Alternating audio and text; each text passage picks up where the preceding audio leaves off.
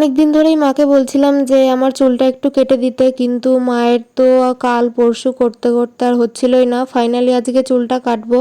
আর আমার স্যালনে বা পার্লারে কোনোটাতেই আমার চুল কাটা পছন্দ না, আমি বাড়িতেই চুল কাটি। আগে তো আমি একাই নিজে চুল কাটতাম, এখন মাকে দিয়ে কাটাই, কারণ আগের থেকে এখন চুলটা একটু বেড়েছে।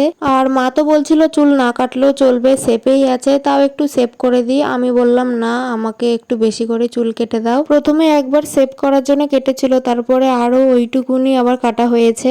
আর অনেকেই মানে বেশিরভাগ মানুষেরাই মনে করে যে তার লং হেয়ার আমার ওরকম হলে ভালো হতো, বা তার শর্ট চুল কি স্ট্রেট চুল আমার ওরকম হলে ভালো হতো। কিন্তু আমার কাছে কি, যে নিজের যা আছে নিজেকে নিজেই ভালোবাসতে হয়। নিজেকে যে ভালোবাসতে না জানে সে অপরকেও ভালোবাসতে জানে না। আর আমার কারোর সাথে নিজের তুলনা করাও পছন্দ না। আর ভগবানে যা দিয়েছে তাতেই খুশি থাকতে হয়। আমি এই প্রথম ব্যক্তি যে চুল কাটার পরে এত খুশি। তো সবাইকে টাটা।